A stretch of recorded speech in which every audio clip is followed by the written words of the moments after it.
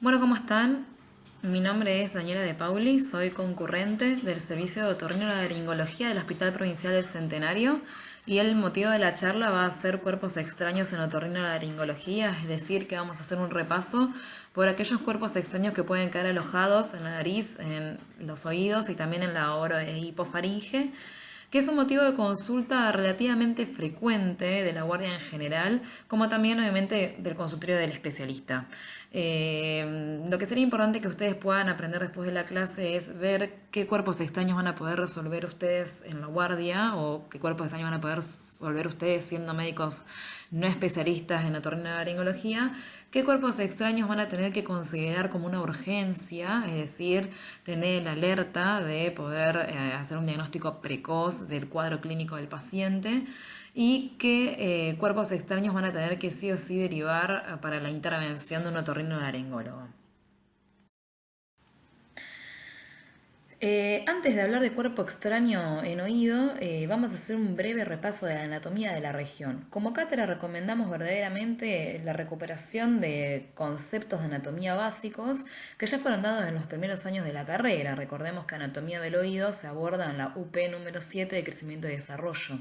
Como cátedra recomendamos la recuperación de estos conceptos y de estos conocimientos, pero igualmente, previo a dar el cuerpo extraño en cada región, vamos a hacer un repaso rápido de la anatomía de la zona.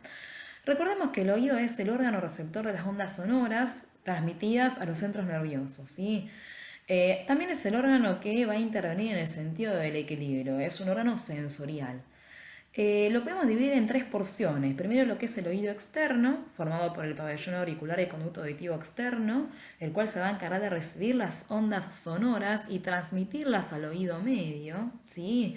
El oído medio está constituido por lo que llamamos la caja del tímpano, eso es su parte central. La caja del tímpano, recordemos que es una caja justamente de 6 paredes que se encuentran desarrollada dentro o labrada dentro de lo que es el peñasco, una de las porciones del hueso temporal, ¿sí? Va a tener la función de conducir las vibraciones hacia el oído interno, que va a estar formado por cavidades óseas que contienen vesículas membranosas, conocidas como laberinto membranoso, ¿sí? Así entonces el oído externo va a estar formado por una primera porción que es el pabellón auricular, que es una estructura que está situada a ambos lados de la cabeza, ¿sí? Anterior a las apófisis mastoides y posterior a la articulación temporomandibular. El pabellón auricular es una estructura predominantemente cartilaginosa, recubierta por piel, que va a tener la función, si bien el pabellón auricular varía mucho de una persona a otra, tiene una forma un poco de embudo, que va a tener la función de captar los sonidos y de transmitirlos directamente al conducto auditivo externo, que va a ser la estructura en cuestión donde se van a alojar los cuerpos extraños. El oído medio es la estructura que se encuentra entre el oído externo y el oído interno. Va a tener 6 paredes, su pared más externa es la membrana timpánica, la cual va a ser el límite entre el oído externo, más específicamente el conducto auditivo externo, y el oído medio, ¿sí? Es una cavidad, el oído medio, es una cavidad la cual se encuentra excavada en el hueso temporal, como decía anteriormente, más específicamente en el peñasco, en la porción petrosa del temporal, el cual tiene en su interior aire y una cadena osicular formada por 3 huesecillos que van a transmitir las ondas vibratorias hacia el oído medio. La movilidad de estos huesecillos está garantizada por una serie de de ligamentos y de músculos que se encuentran dentro del oído medio. El oído medio o la caja del tímpano también va a tener unas estructuras nerviosas importantes, va a estar recorrida por el nervio de Jacobson y por el nervio de la cuerda del tímpano, rama del séptimo par craneal, ¿sí? A su vez, hacia atrás, esta cavidad se va a comunicar con las celdillas mastoideas, es una estructura también del hueso temporal, y se va a relacionar a través de esta trompa muscular y mucosa, que es la trompa auditiva o la trompa de Eustaquio, con la rinofaringe. El oído interno va a ser una estructura también labrada dentro de la porción petrosa del temporal, que va a tener una estructura que va a ser el laberinto óseo, que va a contener estructuras membranosas y sáculos que van a ser el laberinto membranoso. Recuerden que dentro del laberinto membranoso va a recorrer un líquido conocido como endolinfa, y entre el laberinto membranoso y el laberinto óseo va a circular la denominada perilinfa. La estructura importante anatómicamente en cuestión para hablar de cuerpos extraños va a ser el conducto auditivo externo. El conducto auditivo externo prolonga la cavidad de la concha auricular hacia la membrana timpánica, que va a ser el límite entre el oído externo y el oído medio.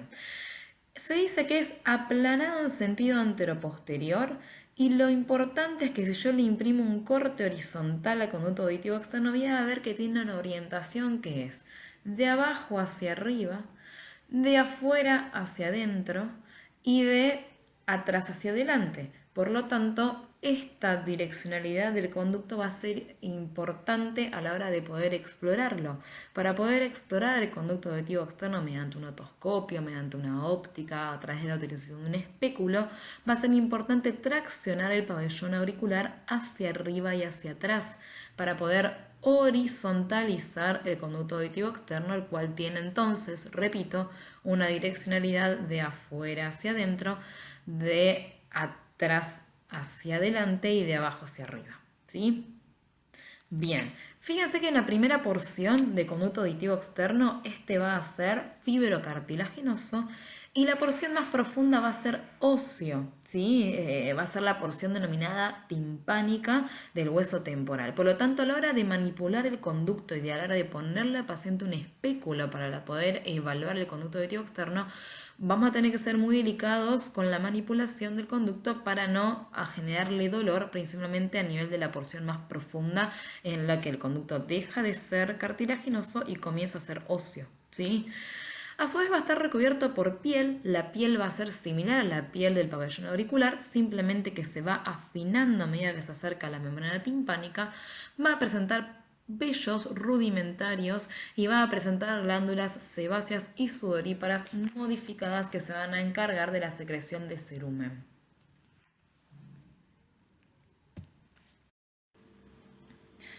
Bueno, antes de pasar a hablar específicamente de cuerpos extraños, me parece importante por ahí aportarles un poco cómo se hace la exploración de los oídos.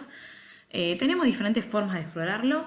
La forma más sencilla, en la que puede llegar a estar habituado cualquier médico que no sea tal vez especialista en otorrinolaringología, es mediante el otoscopio. En toda guardia hay un otoscopio verdaderamente a mano. Es importante siempre chequear que el otoscopio esté en condiciones, principalmente chequear que el otoscopio tenga pilas y que el haz de luz que genere sea el correcto para evaluar la cavidad del conducto auditivo. Siempre importante adaptarle un espéculo adecuado. Hay espéculos más finos para aquellos oídos que son, aquellos conductos que son un poco más estrechos o para los pacientes pediátricos, los niños, y espéculos un poco más grandes para los pacientes que tienen conductos auditivos un poco más complacientes. Pero importante que el otoscopio esté en condiciones y en cualquier guardia lo podemos encontrar. A la hora de manipular y de explorar el oído, el paciente tiene que estar sentado, tiene que lateralizar ligeramente su cabeza y tenemos que traccionar el pabellón auricular hacia arriba y hacia atrás, porque justamente eso es lo que nos permite horizontalizar el conducto auditivo, como hablábamos en la diapositiva de anatomía, ¿sí? La exploración del oído siempre se hace primero evaluando el oído sano o el oído que no tiene molestias para el paciente, porque la evaluación tiene que ser siempre comparativa. Y luego vamos a pasar a abordar y a estudiar el oído afectado. Las otras tres imágenes son por ahí ya más del resorte del especialista. Lo que estamos viendo acá es un otomicroscopio. El otomicroscopio verdaderamente para los otorrinos es uno de los favoritos porque permite una muy buena visión del oído, una visión binocular y nos da libertad de ambas manos para manipular un espéculo, para manipular instrumental. El paciente puede estar acostado, puede estar sentado como en esta imagen o puede estar acostado.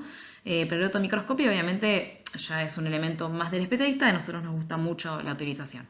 Y después tenemos estos dos elementos. Este es el fibroscopio, el flexible. Es una fibra óptica que nos aporta una muy buena imagen del oído. Se adapta, tiene que estar adaptado a una fuente de luz y se adapta a una cámara que a veces está incorporada y a veces lo podemos adaptar a un televisor. Es de fácil manipulación verdaderamente, por ahí es linda la utilización en niños que tienen conductos un poco más estrechos. Y después tenemos los endoscopios. Los endoscopios han venido verdaderamente a revolucionar la otorrinolaringología. Sirven no solo para hacer diagnóstico, sino también para hacer terapéuticas, sirven para procedimientos quirúrgicos. El endoscopio es un elemento que tiene que estar adaptado a una fuente de luz. Recuerden que el conducto es una estructura oscura, así que tenemos que iluminarlo. Y le podemos adaptar una cámara que la vamos a conectar a un televisor, a una pantalla. Ofrecen una muy buena imagen del oído, verdaderamente. Los endoscopios que vamos a utilizar nosotros en otorrinolaringología son endoscopios muy finos, justamente porque nuestro conducto auditivo es estrecho. Entonces, habitualmente utilizamos endoscopios de 4 milímetros y a veces hasta de 2,7 milímetros en oído, que los hace muy finos y muy delicados, por lo tanto hay que ser muy cuidadosos en la manipulación de este instrumental. De por sí son instrumentales muy caros también. Las puntas de los endoscopios a veces son rectas, esos son los denominados endoscopios de 0 grados, que son aplicables a oído. A veces están biseladas, pueden ser de 30, de 45, de 70 grados. En oído usamos mucho de 45 y de 30 grados, porque no nos sirven por ahí tan biselados como el de 70 grados, que sí usamos para hipofaringe y vamos a hablar cuando veamos laringe. ¿Sí? En líneas generales lo que vamos a hacer a la hora de la exploración siempre hacer una exploración general. Vamos a ver el pabellón auricular, que no tenga zonas de eritema, zonas de escoriaciones, zonas de costras, de lesiones costrosas que pueden estar a veces hasta impetigenizadas. A veces a nivel de la concha auricular podemos tener lesiones de rascado, lesiones de traumatismo, porque hay veces que los cuerpos extraños le producen prurito al paciente. A veces el paciente intentó la extracción del cuerpo extraño sin poder lograrlo y eso le generó un traumatismo, y a veces hasta tenemos pacientes que algún otro profesional intentó la extracción fallida del cuerpo extraño y le generó alguna lesión, algún traumatismo de la piel, del pabellón o del conducto. Si logramos ver estas estructuras, lo importante es ver la indemnidad de la piel, y si llegamos a ver la membrana timpánica, recuerden que la membrana timpánica debe estar íntegra para estar normal, que tiene un aspecto nacarado, que tiene una transparencia escasa, aunque permite la translucidez, es brillante, de color grisácea. Podemos evaluar el mango del martillo, que nos imprime el denominado triángulo luminoso o cono luminoso, también llamado reflejo de Pulitzer. Eso es lo normal a la hora de exploración de un oído comúnmente. Ahora sí vamos a hablar específicamente de cuerpos extraños en oído. Este trastorno estriba en la presencia de elementos no habituales dentro del conducto auditivo externo.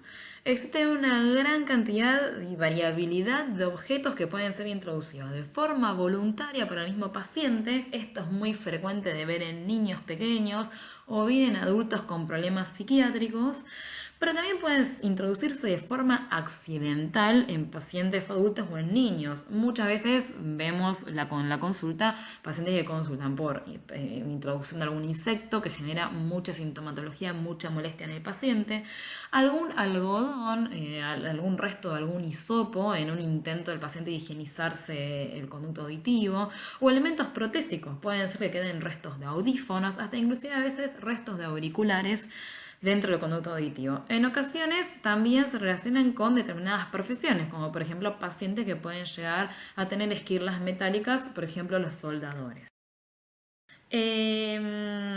Podemos encontrar distintos tipos de objetos, como decíamos recién. Entonces los vamos a clasificar. Los vamos a clasificar como objetos inanimados, que suelen ser objetos inmóviles, o objetos animados, que son objetos móviles.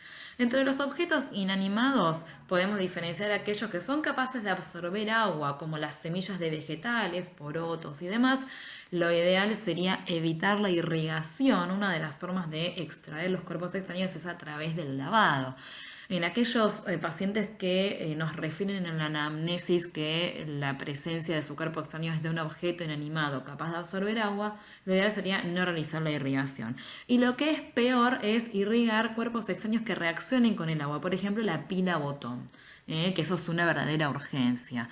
Pero después tenemos aquellos objetos inanimados que no interaccionan con el agua, como por ejemplo restos de juguetes, piedritas que son muy habituales de ver, piedritas de restos de pulseras, botones, cuentas de collares. Esto es muy frecuente de ver en niños. Entre los objetos animados o móviles, estos son muy molestos para el paciente porque generan mucha clínica, son los insectos o arácnidos que se introducen dentro del conducto auditivo, o ya sea de forma accidental mientras el paciente está durmiendo, con sus movimientos generan mucha molestia, no son desapercibidos para el paciente ya que le producen ruidos desagradables. Esto es habitual de ver en pacientes de cualquier edad. Con respecto a la clínica, habitualmente la presencia de un cuerpo extraño es asintomático para el paciente. A veces inclusive lo encontramos como un hallazgo casual dentro de la exploración rutinaria, ya sea por una exploración del oído que hagamos por otra causa, ya sea por alguna imagen que se le haga al paciente, como alguna resonancia o alguna tomografía que genere un artefacto, la presencia de un cuerpo extraño en el oído. Nos ha pasado la interconsulta de pacientes que se están realizando un estudio de imagen y aparece un artefacto en el conducto auditivo y a la exploración encontramos alguna estructura metálica que quedó alojada allí. La mayoría de las veces el paciente consulta justamente porque advirtió la presencia de un cuerpo extraño, advirtió que haya quedado un algodón, por ejemplo, mientras higienizaba el oído con un hisopo, o bien la misma familia nos refiere a la introducción de un cuerpo extraño, esto generalmente en niños o en adultos con problemas psiquiátricos. Cuando aparecen síntomas, que esto es lo menos habitual, puede llegar a aparecer otodinia, que es el dolor del oído, otorragia, que es justamente la supuración del oído, e hipoacusia cuando la presencia de un cuerpo extraño produce la obstrucción completa del conducto auditivo externo, esto generaría una hipoacusia de conducción, o bien cuando la presencia de un cuerpo extraño es de larga data, entonces se produce el marcado aumento de cerumen alrededor de ese cuerpo extraño y aparece como una especie de tapón de cera en contexto de la presencia de un cuerpo extraño que genera una hipoacusia de conducción también. Bueno, con respecto al tratamiento, verdaderamente los cuerpos extraños en oído no revisten una urgencia, excepción de cuerpos extraños como la pila. Los cuerpos extraños móviles, como puede ser un insecto, pueden resultar muy molestos para el paciente, entonces hay que tomar una conducta en primera instancia, pero en líneas generales, salvo la pila botón, no son cuadros que revistan una verdadera urgencia.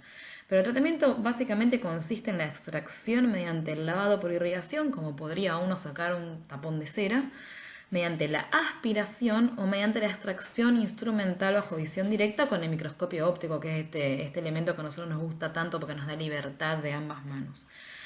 En el caso de líneas generales, eso se hace en el consultorio sin requerimiento de anestesia, pero en algunos pacientes, como niños o pacientes con patología psiquiátrica que no son colaboradores, en algunos casos se puede recurrir a la realización de la extracción mediante anestesia general.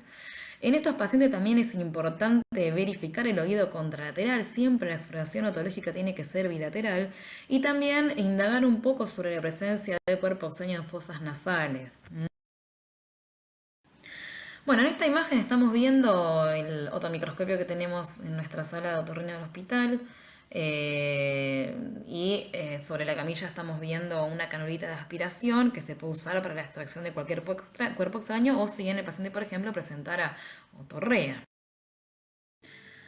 Bueno, verdaderamente para la extracción de un cuerpo extraño, por lo menos a nivel del oído, tenemos algunas estructuras que nos pueden ayudar. Siempre es importante remarcar que es muy frecuente que un cuerpo extraño es el paciente que consulta por un cuerpo extraño en oído sean niños de aproximadamente 3 a 5 años, lo más frecuente es que ronden los 3 años, ya que son las edades en las que los chicos comienzan a tener mayor habilidad en cuanto a la utilización de la pinza digital, empiezan a explorar los orificios de la nariz y de los oídos.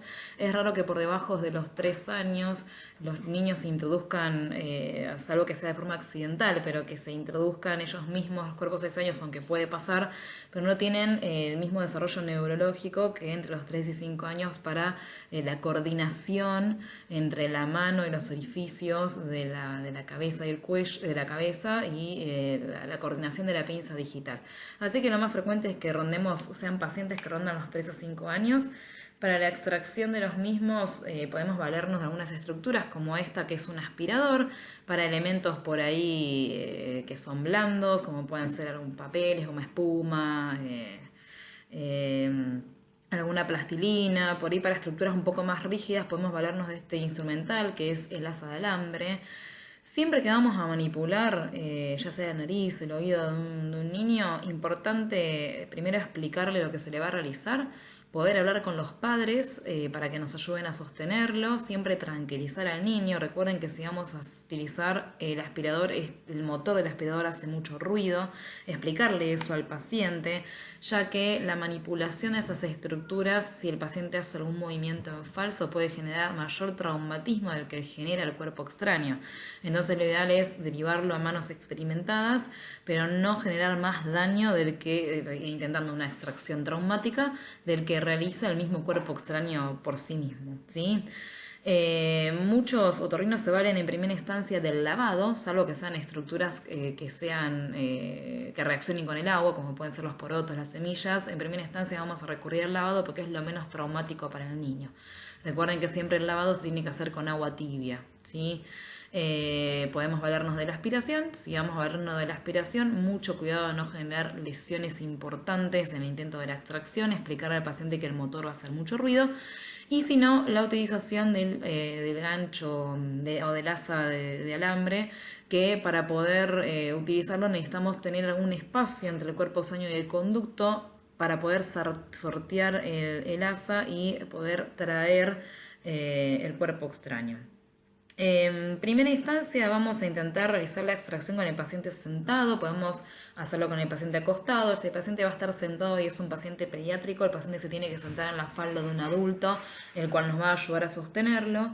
Y si no, lo podemos hacer con el paciente acostado. En pacientes no colaboradores se puede optar por la realización de una extracción con anestesia general o con una sedación para evitar el traumatismo.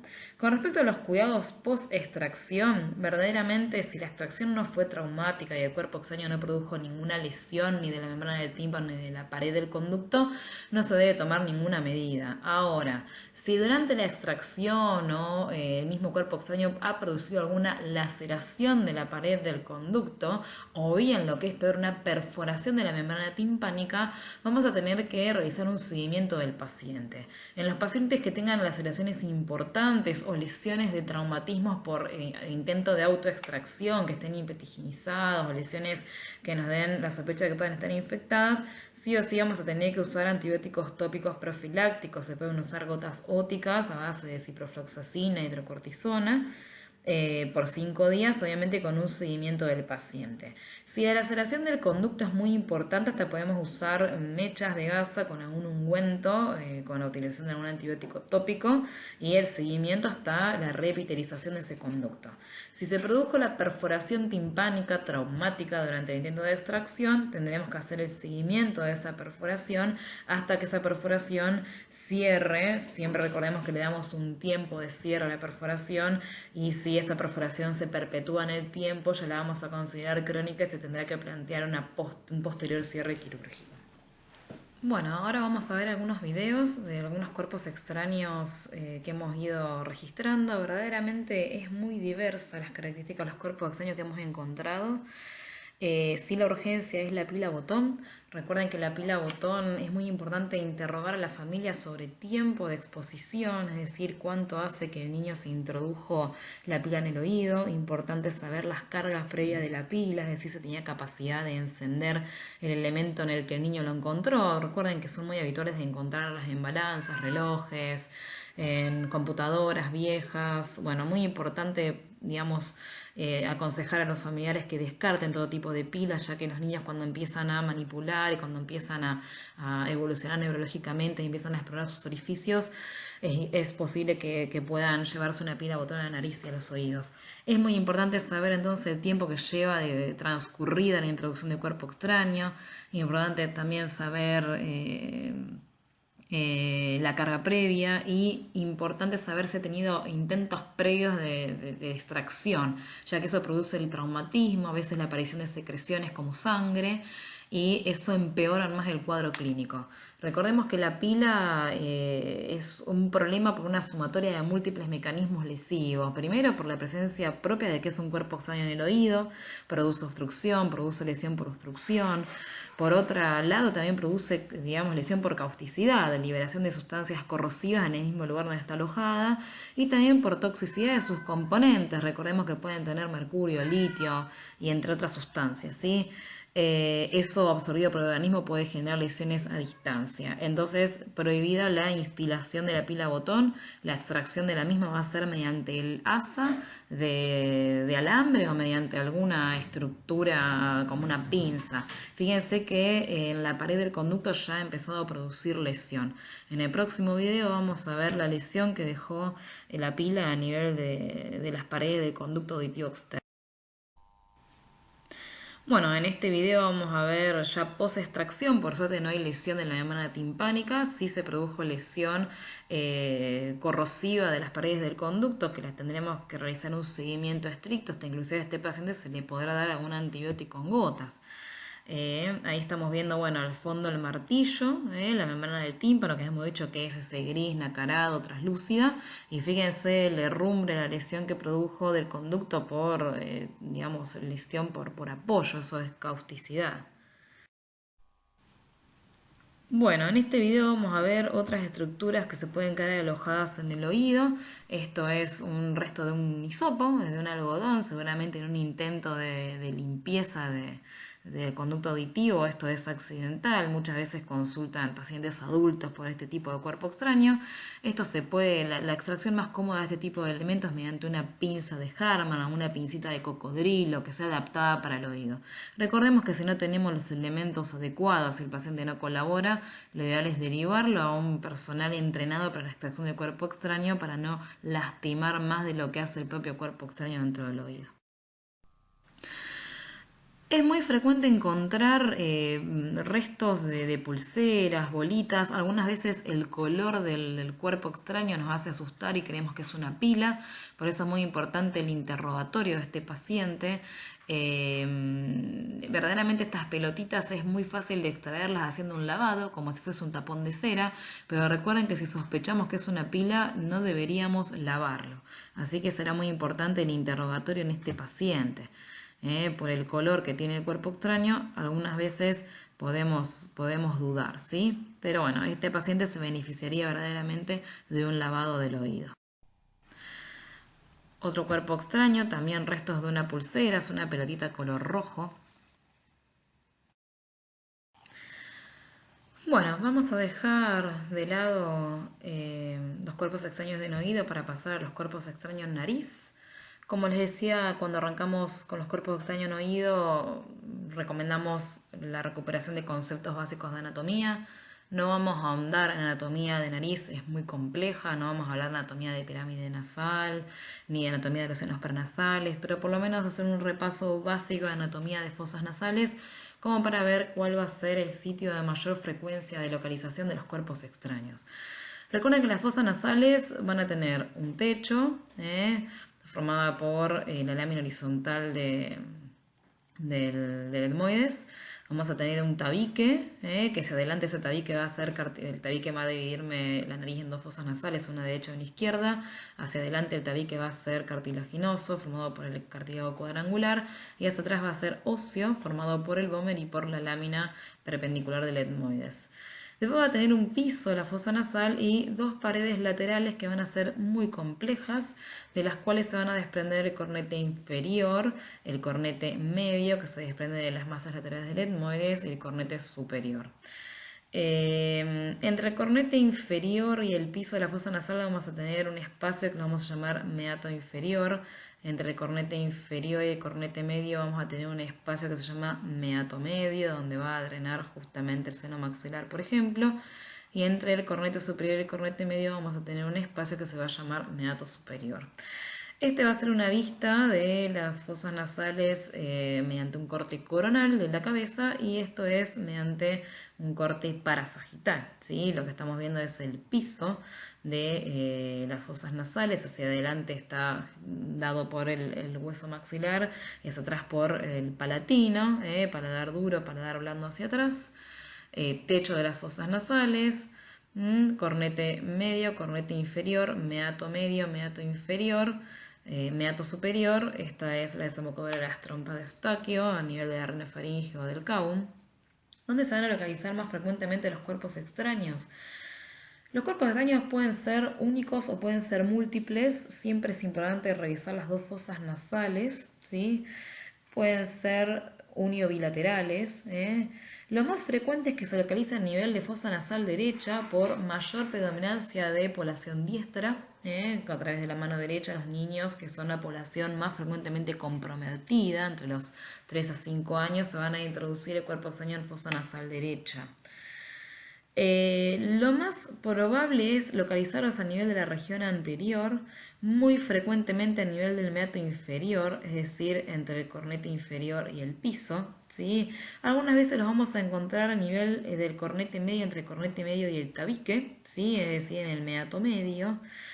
Y más raramente los vamos a encontrar a nivel entre el cornete medio y el techo nasal, es decir, a nivel del meato superior, ¿sí? Pero lo más frecuente es localizarlos a nivel anterior. Con respecto a la definición, todo cuerpo extraño es un elemento exterior introducido de forma voluntaria o accidental en la fosa nasal. La fosa nasal más frecuentemente involucrada es la fosa nasal derecha. La naturaleza de los cuerpos extraños es extraordinariamente variable. Pueden ser desde piedras, juguetes, organismos vegetales, cuerpos extraños vivos, cuerpos extraños iatrogénicos, por ejemplo en un postoperatorio, proyectiles, pero verdaderamente lo que reviste una verdadera urgencia es la pila botón. ¿Por qué la pila botón es una verdadera urgencia? Por esto, porque produce destrucción tisular precoz. ¿Debido a qué? Debido a electrólisis. Verdaderamente la nariz es un medio húmedo por la misma mucosa nasal, que va a producir la degradación de la piel, la producción de hidróxido de potasio, lo cual es una base fuerte que produce necrosis, y la necrosis y la destrucción tisular que produce es precoz, produciendo consecuencias a distancia a nivel de la fosa nasal. Por lo tanto, la pila botón es verdaderamente una urgencia, ¿sí?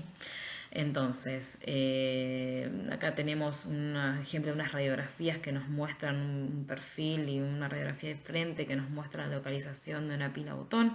Obviamente se le va a ver radiopaca porque es un elemento metálico. Bueno, formas de extracciones son varias. Importante que primero el paciente sea colaborador. La extracción se intenta hacer con el paciente sentado en la falda de un familiar que nos va a colaborar teniendo al paciente. Necesitamos disponer de una buena fuente de luz. Este es un frontoluz. Nunca se tiene que intentar la extracción de un cuerpo extraño sin una buena visión. Esto es un espéculo denominado espéculo de Killian. Recuerden que siempre hay que utilizar instrumental adecuado al paciente. Este es un espéculo de Killian pediátrico. Y después nos podemos hablar de algunos ganchos que nos permitan la extracción del cuerpo extraño. Nunca se debe realizar la extracción del cuerpo extraño si no tengo buena visión, si no tengo colaboración del paciente o colaboración de familiares que nos ayuden a sostenerlo, ya que el empuje del cuerpo extraño hacia la vía aérea inferior que produzca la broncoaspiración puede llegar a ser más perjudicial que la estancia del propio cuerpo extraño. En el caso de que no se pueda extraer, deberemos derivarlo a manos entrenadas. Siempre la extracción de cuerpo extraño nasal tiene que ser manos entrenadas y algunas veces debemos hacerlo también bajo anestesia o con una sedación del paciente. Lo que les decía previamente es una frecuente fosa nasal derecha, más frecuente en la región anterior, en el meato inferior, entre el cornete medio y el tabique, entre el cornete medio y el techo nasal. Con respecto a la clínica, es habitual que la presencia de un cuerpo extraño nasal produzca rinorrea, generalmente unilateral, porque la rinorrea va a ser en el sitio donde está el cuerpo extraño. Esta rinorrea suele ser purulenta, fétida, resistente al tratamiento convencional. Puede ser que el paciente consulte reiteradas veces al pediatra, que le dé lavados nasales, que le dé antibióticos, que le dé loratadina, y el paciente continúe con la rinorrea. Esa rinorrea genera lesión costrosa de las fosas nasales. Suele ser más frecuente en niños pequeños alrededor de los 4 años, que es el momento en el que empiezan a explorar los orificios y que tienen la pinza digital desarrollada.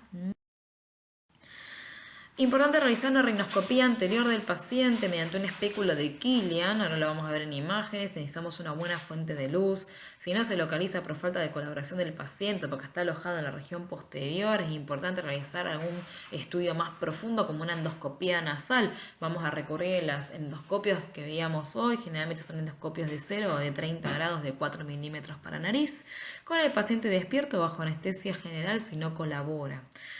Importante en aquellas situaciones en las que se acompañe de abundante rinorrea realizar un aspirado nasal, siempre explicarle al paciente que el aspirador realiza mucho ruido, siempre realizar todo procedimiento explicándole al paciente. Si en algunos casos especiales nos podemos ayudar de colocación de mechas de algodón con anestésico y un vasoconstrictor como adrenalina que nos permitan la visualización correcta nasal. El tratamiento, obviamente la extracción cuidadosa por el orificio nasal con instrumental adecuado para tal fin. Recuerden de no realizar iatrogenia en estos pacientes. Podemos utilizar un gancho romo, es el más frecuentemente utilizado. Lo vamos a pasar por detrás del cuerpo extraño, arrastrando hacia la narina el cuerpo extraño. El aspirador es de mucha utilidad para succionar la rinorrea del paciente. Estas últimas dos elementos nosotros no los usamos muy frecuentemente. La utilización de una sonda balón que se introduce sobrepasando el cuerpo extraño, cuando llegamos al K1 se insufla la sonda y se extrae mediante la arena. Suele ser muy traumático para el paciente y doloroso. O bien la presión positiva de oxígeno que se insufla por fosa nasal contralateral o por boca, a veces empuja al cuerpo extraño si este no está impactado en las estructuras de las fosas nasales. Estos dos últimos no son los elementos que utilizamos habitualmente. Habitualmente usamos el gancho romo, el aspirador o la bayoneta, ¿sí? El espéculo de Killian, siempre utilizar la medida adecuada para el paciente. Hay distintas medidas. En niños utilizar el espéculo de Killian pediátrico, los ganchos nasales, las pinzas de bayonetas con las cuales podemos extraer el cuerpo extraño o con las cuales podemos colocar algodones con vasoconstrictor. La fola y balón no la utilizamos muchas veces, la pinza de bayoneta, una fuente de luz, un frontoluz o un aspirador que sea correcto para nariz. Bueno, estas son endoscopías nasales, imágenes de endoscopías nasales que nos ofrecen una buena visión de toda la fosa nasal. No solo sirven de diagnóstico, sino también terapéuticas. Muchas veces nos ofrecen la visión para la extracción de cuerpo extraño. Recuerden que no debemos animarnos a extraer un cuerpo extraño nasal si no tenemos una muy buena visión del procedimiento, ya sea mediante rinoscopía anterior o lo que es mejor mediante endoscopía nasal. Acá estamos viendo entre tabique y corneta inferior una bolita que parece ser una pulsera. Acá estamos viendo las secuelas de una pila mediante endoscopía, ¿sí? No solo produce destrucción de tejidos, puede producir perforaciones septales, sino que también a lo largo del tiempo, si produjo la lesión de la mucosa, tanto a nivel del cornete como del tabique, puede generar secuelas con posteriores malas ventilaciones del paciente. Bueno, ahora vamos a ver algunos videos de cuerpos extraños nasales. Verdaderamente es muy diversa los elementos extraños que podemos encontrar. Sí, no hay que olvidarse que la pila es la urgencia más en nariz debido al contacto con la mucosa y la electrólisis de los elementos que se generan rápidamente. Así que no hay que olvidarse de esa urgencia. También va a aparecer algunas veces el concepto del rinolito, la rinolitiasis, que consiste en el hallazgo, que habitualmente de forma casual, de un cuerpo extraño que se encuentra alojado en la fosa nasal, pero que por lo general ha pasado desapercibido durante mucho tiempo. Puede ser que esto pase, por lo general cuando el cuerpo extraño queda en nariz por mucho tiempo comienzan a depositarse en él algunas sales minerales y se llega a formar un cálculo, raramente un lito, que se puede llegar a detectar de la forma mediante una exploración radiológica algunas veces.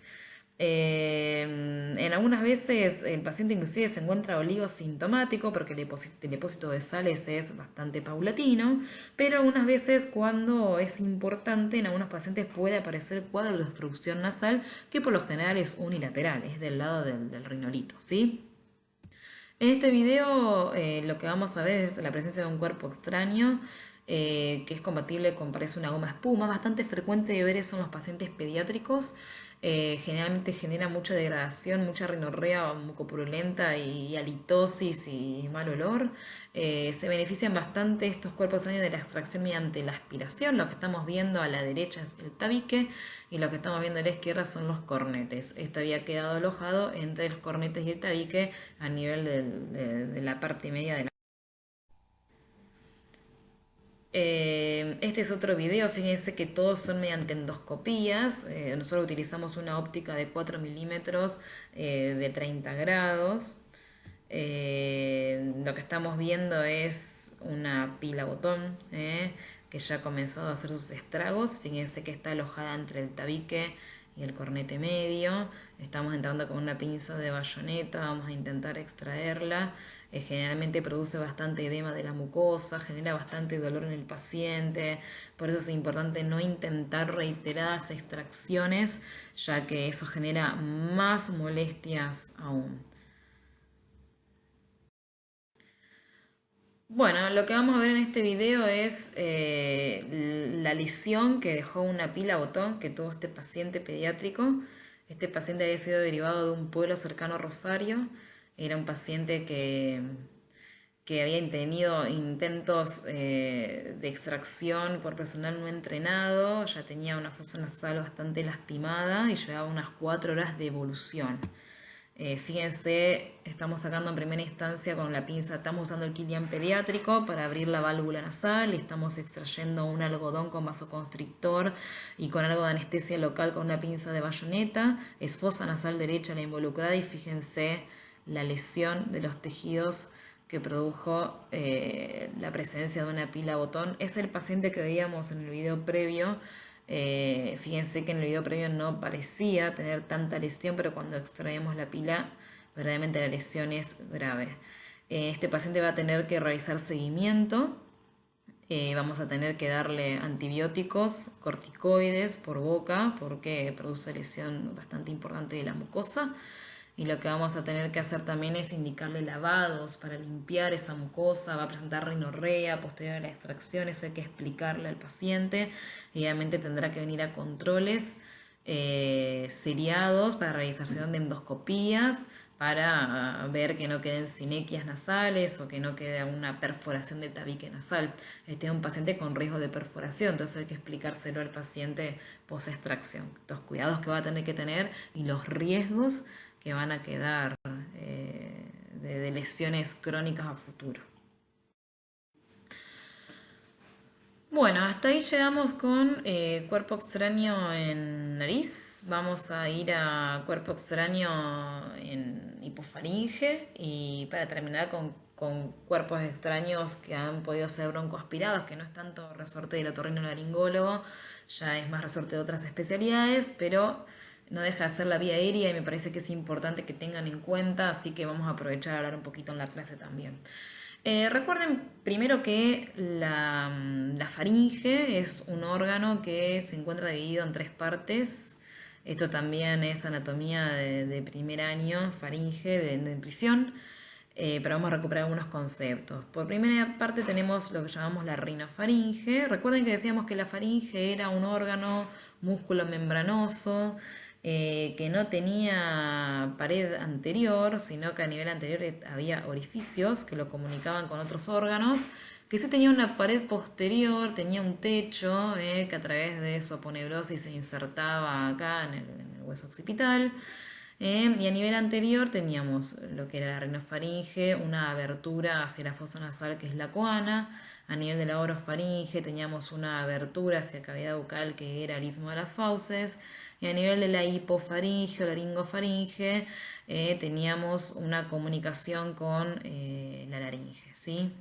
Verdaderamente el órgano que nos va a ser de importancia para hablar de cuerpos extraños va a ser la hipofaringe o la llamada laringofaringe, porque va a ser el sitio donde con mayor frecuencia se van a depositar los cuerpos extraños.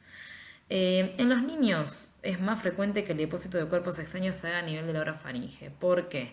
Porque ellos presentan hipertrofia o un tamaño de amígdalas faringeas, perdón, de amígdalas palatinas más grandes.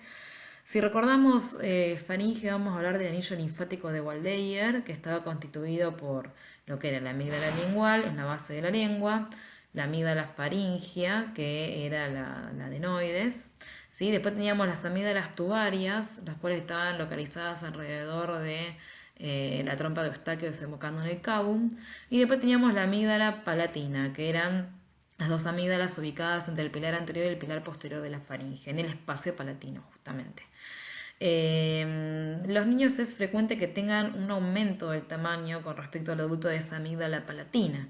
Entonces, cualquier espina, cualquier cuerpo extraño que pueda quedar localizado, por lo general se va a localizar a ese nivel. Por eso es muy importante la exploración de la orofaringe bajo visión directa, utilizando un bajalenguas, tanto en el adulto, pero principalmente en el niño, porque algunas veces vamos a encontrar el cuerpo extraño a ese nivel. En el adulto, que sus amígdalas palatinas no son tan prominentes, lo más frecuente es que sea la laringofaringe o la bueno, estas son dos imágenes, una esquemática, localización cadavérica, en la que podemos ver lo que habíamos recién, la rinofaringe o cabum, la orofaringe y la laringofaringe o hipofaringe, ¿sí? En una vista.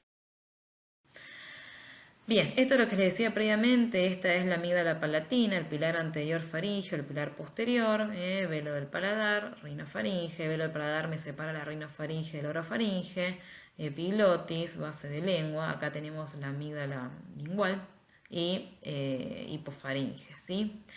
Esta es una vista anterior de la faringe, acá tenemos la coana, sería el límite anterior de la rinofaringe o cabum, velo del paladar, paladar blando, istmo de las fauces, límite anterior de la orofaringe y laringofaringe. Vamos a tener epiglotis, aritenoides, repliegue aritenoepiglóticos, esto es ya ingreso a la laringe propiamente dicha. Y estas son una imagen de laringoscopías. Esta imagen las conseguimos gracias a nuestros fibroscopios flexibles, los cuales los podemos introducir desde la nariz para ver esta imagen. O si no, los endoscopios rígidos, como los que usábamos en oído y en nariz, pero para ver laringe son mucho más cómodos los endoscopios, también de 4 milímetros, los finitos que estamos acostumbrados a usar nosotros, pero con una angulación de 70 grados. Esta es una vista de la laringe, lo que estamos viendo, o de la hipofaringe y la laringe, lo que estamos viendo es la epiglotis hacia adelante, los aritenoides hacia atrás, esto sería ya la apertura hacia el esófago superior, este es el repliegue aritenoepiglótico, derecho e izquierdo, lo que estamos viendo acá son las cuerdas vocales y la glotis, los senos piriformes y los repliegues glosoepiglóticos, que son tres. Estamos viendo el repliegue glosoepiglótico lateral derecho, repliegue glosoepiglótico lateral izquierdo y la epiglotis a esta altura no me dejaría ver el repliegue glosoepiglótico central. Acá lo que estamos viendo es la base de la lengua. En esta otra imagen vemos un poco lo mismo, aritenoides, epiglotis, repliegue aritenoepiglótico derecho e izquierdo, glotis con sus cuerdas vocales, seno piriforme, repliegue glosoepilótico derecho, izquierdo y repliegue glosoepilótico central. El espacio que va a quedar, esta depresión que va a quedar entre los repliegues glosoepilóticos y la base de la lengua lo vamos a llamar valécula. En el adulto, el lugar donde con mayor frecuencia se depositan algunos cuerpos extraños, como son las espinas de pescado, cuerpos extraños de consulta muy frecuente, van a ser justamente la valécula. Los cuerpos extraños más prominentes se van a alojar más frecuentemente a nivel del seno piriforme, como puede ser un hueso de pollo, como puede ser un escarbadientes, que ahora vamos a ver algunos videos. Bueno, con respecto a los cuerpos extraños en hipofaringe o laringofaringe, es muy frecuente de verlos en niños, pero también es frecuente de verlos en adultos. Muy habitualmente vemos espinas o cartílagos o huesos pequeños, huesos de pollo, objetos metálicos dejados inadvertidamente o con intención en los alimentos, pueden ser escarbadientes. Algunas veces vamos a encontrar prótesis dentales o alfileres que han sido ingeridos de forma accidental. En los adultos que son portadores de prótesis dentales que han quedado mal adheridas a las arcadas gingivodentarias, estos con la dilución pueden ser incorporados hacia la hipofaringe son muy molestos habitualmente y pueden generar lesiones graves de la hipofaringe. En faringe o hipofaringe es muy frecuente encontrar espinas. Los encontramos muy frecuentemente a nivel de lo que es valécula o por ahí en seno piriforme, base de lengua. En el tercio superior de esófago o en seno piriforme es frecuente encontrar huesos o espinas de mayor tamaño y escarbadientes, ¿sí? Algunos pacientes tienen la costumbre de intentar pasar los cuerpos extraños ingiriendo pan o polenta o bizcochos, estructuras que son pastosas, y eso hace que el cuerpo extraño se desprenda y se prenda hacia estructuras más posteriores, como es el seno piriforme o el esófago superior. Es decir, que a veces este acto puede llegar a ser perjudicial o puede llegar a empeorar el cuadro. Generalmente la presencia de cuerpos extraños en faringe es bastante molesto. Genera sensación de cuerpo extraño, dolor faríngeo que aumenta con la deglución, es decir, odinofagia. Algunos pacientes presentan también cialorrea porque hasta la deglución de saliva suele ser doloroso. El diagnóstico se hace mediante una correcta anamnesis, es decir, preguntarle al paciente la relación o no con la ingesta de las molestias, el tipo de espina, el tipo de pescado que estaba comiendo, el tiempo que pasó desde la ingesta. Lo más habitual es que el accidente ocurra cuando el paciente estaba comiendo pescado. En los niños muchas veces recogemos el antecedente porque tenía el objeto en la boca mientras jugaba y lo degluteó de forma accidental. Verdaderamente, cuando uno interroga al paciente es muy frecuente que cuando el cuerpo extraño está en hipofaringe, el paciente lo localiza a nivel cervical como una molestia en punta de dedo, ¿sí? Lo refiere como una sensación de pinchazo que se acentúa con la deglución. En este caso sospechamos que la presencia del cuerpo extraño es alta, es decir, que se encuentra más frecuentemente en hipofaringe o en laringofaringe. Ahora, si el paciente no es capaz de localizar con un punto concreto el cuerpo extraño y si no más bien lo refiere como una molestia difusa amplia en base de cuello, la sospecha habitualmente es que el cuerpo extraño o no está o sino que esté más bajo, que esté en esófago superior, ¿sí?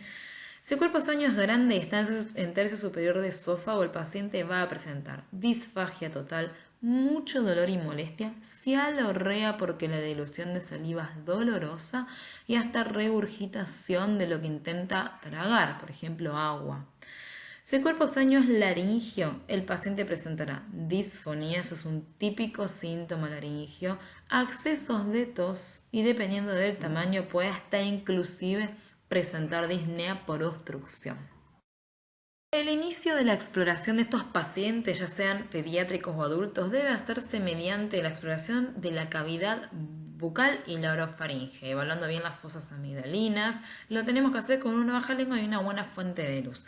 Primero vamos a ver el vestíbulo bucal, vamos a ver las arcadas gingivos-dentarias, el acceso a la cavidad bucal propiamente dicha, la lengua, los pilares anterior y pilar posterior con la fosa amigdalina. Algunas veces vamos a encontrar una hipertrofia de amígdalas si es que la hay. Vamos a encontrar el paladar blando, la úvula. Entonces la exploración debe arrancar siempre en primera instancia con la exploración de la cavidad oral y la orofaringe. Para hablar de la hipofaringe y la laringe vamos a tener que realizar la laringoscopía directa con el filoscopio flexible o con un endoscopio rígido. Recuerden que vamos a utilizar más cómodamente un endoscopio con una angulación de 70 grados o lo podemos hacer una laringoscopía indirecta con un espejo laringio como vemos en esta imagen, ¿sí? Este es el filoscopio flexible, lo utilizamos ingresando por nariz y estas son las endoscopías rígidas que utilizamos desde la boca. Algunas veces nos podemos ayudar utilizando una lidocaína tópica, un spray que genera cierta anestesia local del paciente, lo que disminuye un poco el reflejo tusígeno, que hay pacientes y el efecto tusígeno y el efecto de arcadas, que hay pacientes que lo tienen de forma muy prominente y eso dificulta la exploración.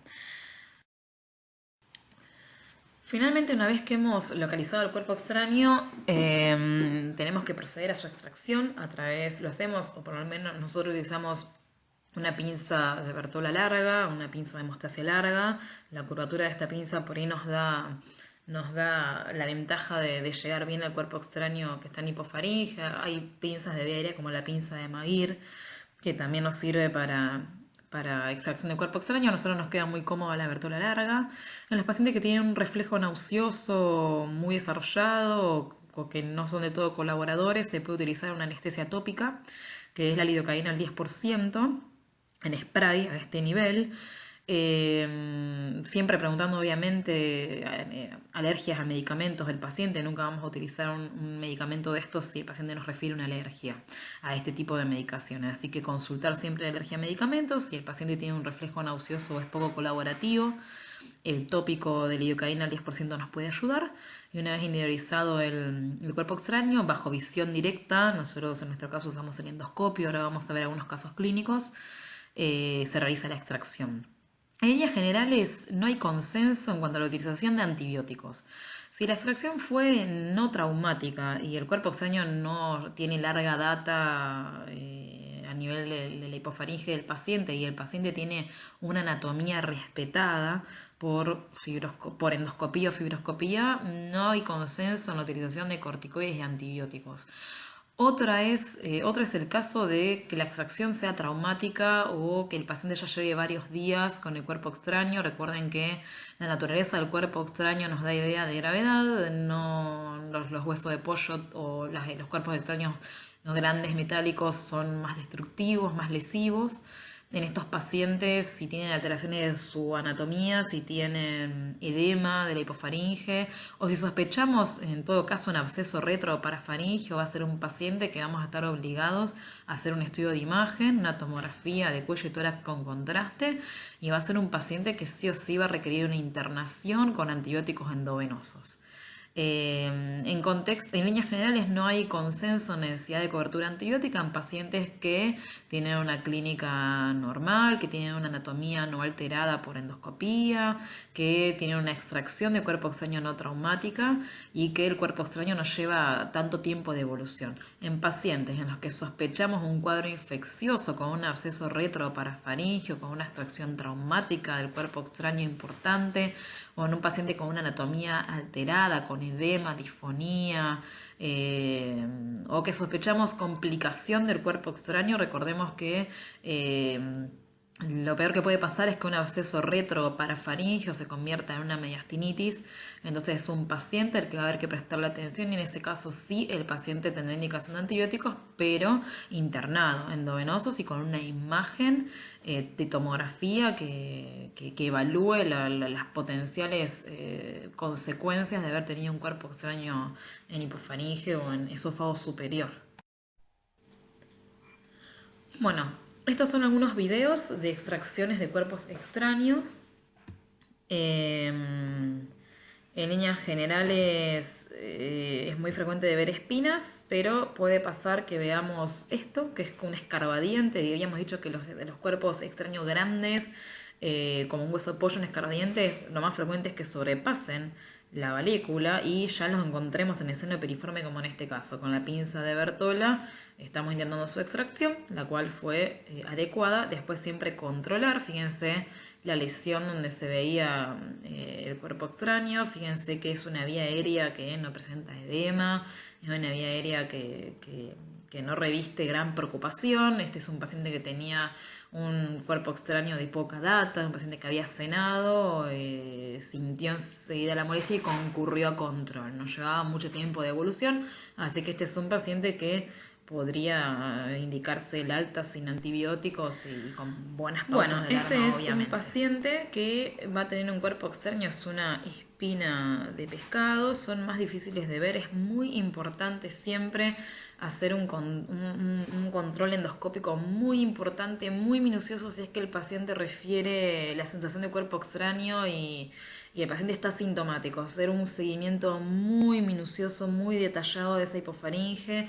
A veces nos valemos también de la palpación, porque a veces no vemos el cuerpo extraño, pero lo podemos palpar. Entonces, ser muy detallista a la hora de la evaluación cuando el paciente está sintomático. Lo que estamos viendo acá es base de lengua, amígdala derecha, repliegue glosoepiglotico derecho, epiglotis. Siempre buscamos bien valécula, que es el sitio donde más frecuentemente se disponen las espinas, aunque no siempre es así. Y fíjense que siendo detallista estamos viendo una espina de pescado ubicado a este nivel, un poco en el límite entre el seno piriforme, está se ve en detalle, hay un poco de cialorrea, fíjense que en el seno piriforme Bueno, hay un poco de saliva. fíjense que Esto vamos porque a la proceder a paciente la está muy extracción sintomática de un ahora de la cuerpo evolución. extraño Con la que se pinza de Bertola encuentra larga, en lo que vamos a hacer es la proceder a cara su lateral extracción, izquierda lo que de la genera epilotis. inmediatamente Esto es alivio muy en el sintomático. paciente. Se procede a Verdaderamente la extracción del cuerpo larga extraño sin genera alivio. mayores A problemas. pesar de la extracción del cuerpo extraño, bueno, fíjense que esta es una endoscopía con una óptica de 70 grados. Fíjense la buena calidad de imagen que conseguimos. Y lo que estamos viendo es un hueso de pollo que se encuentra en el seno piriforme izquierdo. Esto, fíjense que a nivel del seno piriforme también encontramos un lago salival. Esto genera mucha cialorrea en el paciente que presenta mucha odinofagia.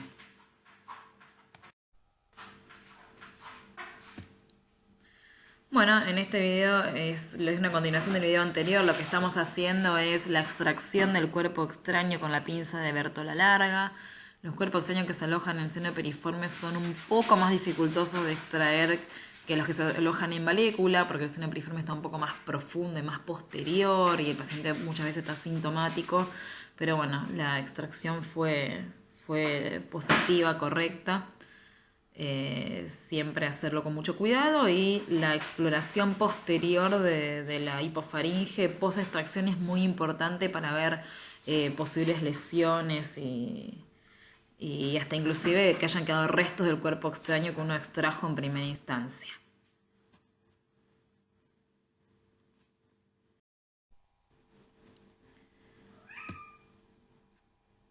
Bueno, lo que estamos viendo acá es una espina de pescado que se encuentra localizado en base de lengua.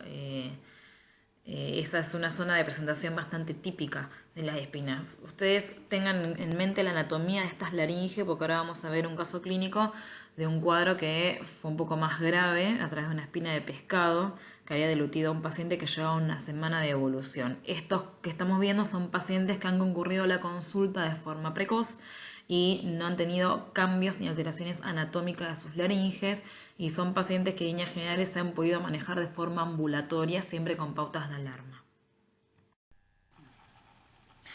Bueno, el paciente que vamos a ver ahora es un paciente que consultó por una sensación de cuerpo extraño en hipofaringe de una semana de evolución, un paciente que había comido pescado, había tolerado las molestias hasta que empezó a presentar odinofagia importante, cialorrea, y refería ligero cambio en la voz, una ligera disfonía.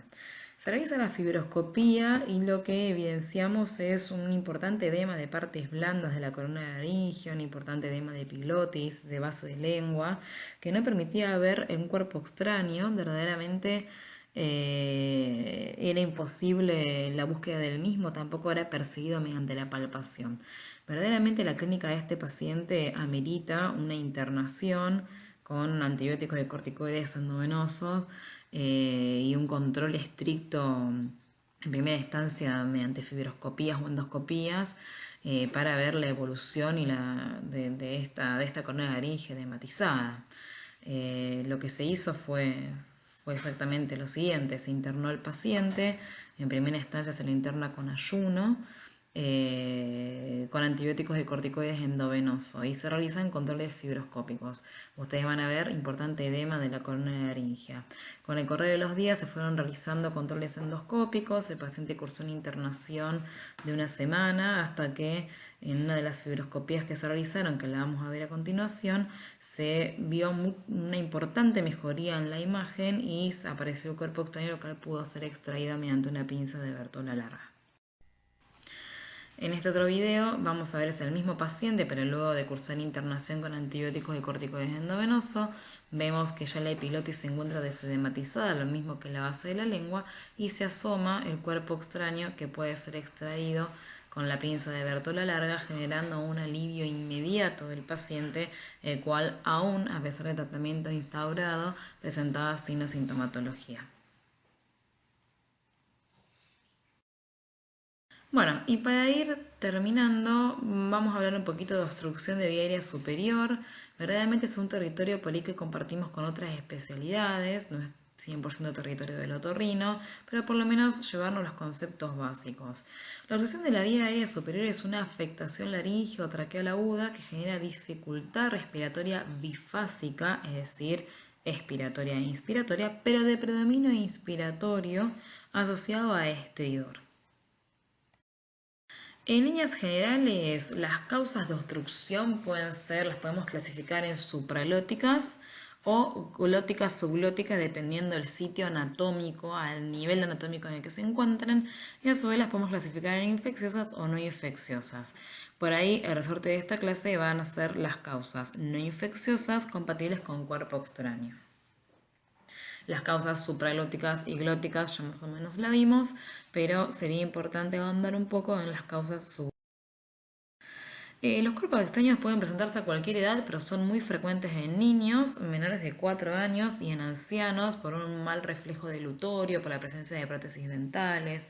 Son más frecuentes en el sexo masculino. La aspiración de un cuerpo extraño es la consecuencia a una falta de reflejo protector de las vías aéreas, que es básicamente la contracción de las bandas ventriculares, consecuencia de una inspiración brusca por accesos de tos, la risa o el juego.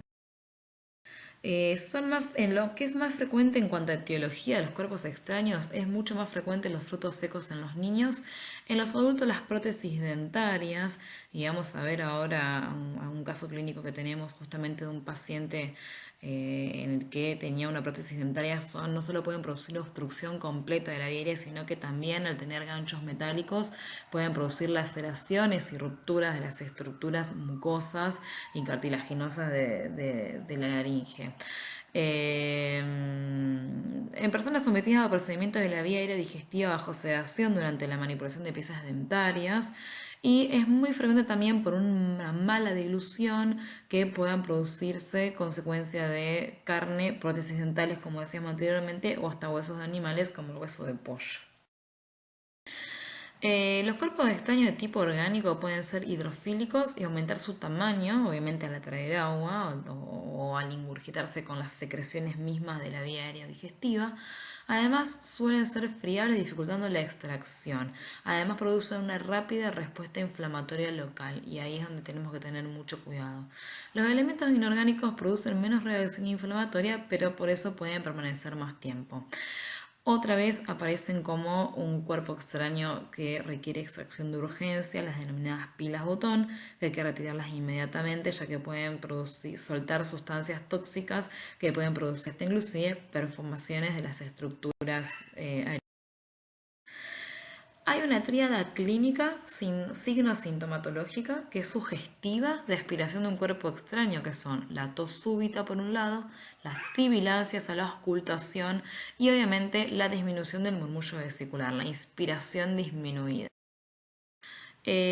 Con respecto a la localización, el sitio más frecuente de localización en cuanto a una aspiración de un cuerpo extraño es a nivel bronquial. El 80% de los casos sucede ahí.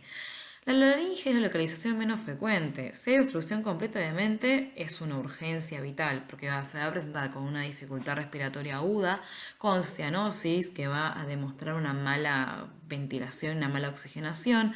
En este caso, el paciente se va a presentar con una disnea alta, con aleteo nasal, tiraje inspiratorio, utilización de músculos accesorios, hipersalivación, es decir, va a presentar cialorrea, riesgo de muerte inminente. Verdaderamente es una urgencia vital. Si la obstrucción es parcial, la clínica va a estar un poco más solapada, pero se va a presentar con estridor, con tos o dinofagia y disnea inspiratoria. A nivel traqueal es raro que se aparezca un cuerpo extraño, un 7% de casos. El síntoma principal obviamente va a ser el estridor, y si es móvil con los esfuerzos de la tos termina impactándose en su glotis. El sitio más frecuente van a ser los bronquios, principalmente por una cuestión anatómica, va a ser el bronquio principal derecho. Las características clínicas van a ser la tos, las sibilancias a la auscultación son frecuentes. Si pasa el aire y si es leve la obstrucción, se va a oír algo de obstrucción al pasaje del aire, es decir, que vamos a sentir sibilancia a la auscultación. Ahora, si la obstrucción es mayor, va a permitir la entrada de aire pero no la salida. Esto generará enfisema, y si es completo va a producirse una telectasia porque va a impedir tanto la entrada como la salida de aire. Luego se producirá una gran reacción inflamatoria con neumonía y más tarde una neumonía complicada que se caracterizará por un empiema. Importante entonces realizar la anamnesis del paciente e interrogar específicamente sobre el antecedente de aspiración. Cuando el hecho es testificado por un tercero o por otra persona que en lo posible acompañará la consulta al paciente, el diagnóstico verdaderamente no ofrece dudas. Eso es lo que se produce en la mayoría de los casos. A veces no es posible saber lo ocurrido porque no ha habido ningún testigo, porque el niño se encontraba jugando solo o es encontrado posteriormente por un familiar en un cuadro de insuficiencia respiratoria. Ante una sospecha de broncoaspiración siempre debemos descartarlo y verdaderamente debemos actuar como si existiera la broncoaspiración porque se puede convertir verdaderamente en una urgencia. Bueno, en cuanto a la exploración física, puede ser totalmente normal cuando la obstrucción es incompleta. En ocasiones vamos a encontrar con un niño que puede estar con características asfícticas. Esto es verdaderamente un cuadro de insuficiencia respiratoria aguda. Y a veces en la auscultación vamos a encontrar signos de obstrucción, es decir, va a haber disminución o ausencia de un bulbo vesicular en algún segmento, en algún lóbulo, en todo el pulmón, así como también con respecto a las pruebas complementarias pueden ser realmente de ayuda el par radiográfico de cuello y tórax frente y perfil. Es de gran utilidad también la TAC de cuello y tórax con contraste endovenoso. Y obviamente el gol estándar va a ser la realización de la endoscopía, la broncoscopía. El tratamiento de elección de la laringoscopía y la broncoscopía, a veces estos aparatos traen canal de trabajo que permiten la extracción del cuerpo extraño, siempre realizarlo en condiciones de seguridad y obviamente no generando iatrogenia, siempre realizando el menor daño posible. Excepcionalmente puede llegar a pasar que se produzca la expulsión espontánea. Bien, ahí tenemos un laringoscopio flexible. Fíjense que está el médico frente al paciente ingresando por fosa nasal izquierda con el elemento y se conecta a una fuente de luz y a una pantalla. Esas son las endoscopías rígidas. Para ver laringe nos sirve mucho utilizar la endoscopía de angulación de 70 grados. Esto es un fibrobroncoscopio, es un elemento de fibra óptica flexible que permite la llegada a sitios más profundos de la vía inferior y tienen un canal de trabajo con el que se permite manipular a un cuerpo extraño que podamos ver en la. Bueno, estos son elementos rígidos, son los broncoscopios rígidos que recuerden que son elementos importantes para hacer diagnóstico y tratamiento, permiten la introducción de cánulas de aspiración, permiten la introducción de pinzas para extracción de cualquier cuerpo extraño.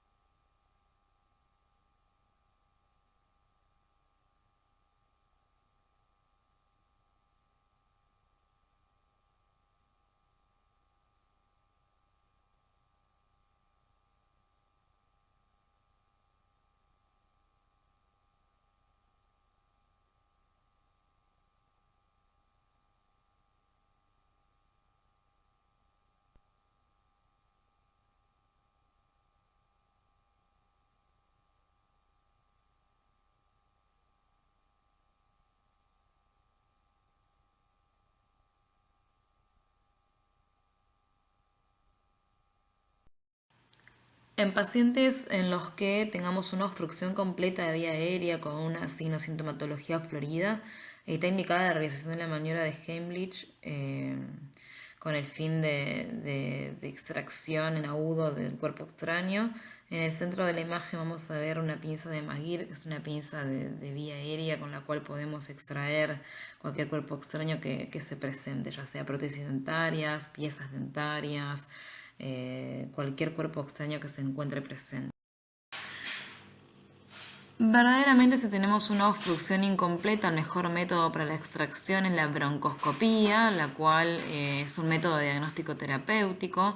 En los niños en la primera infancia, verdaderamente la broncoscopía rígida bajo anestesia general sigue siendo el método de diagnóstico terapéutico de elección. En manos expertas presenta una muy baja mortalidad, una mortalidad en torno del 1%. Verdaderamente, si no tenemos certeza de la presencia del cuerpo extraño, es importante comenzar realizando una fibroscopía diagnóstica que se convertirá en terapéutica en el caso que encontremos el cuerpo extraño. Hasta acá llegamos con la clase de cuerpos extraños en otorrinolaringología. Espero que les haya servido y les haya sido de utilidad.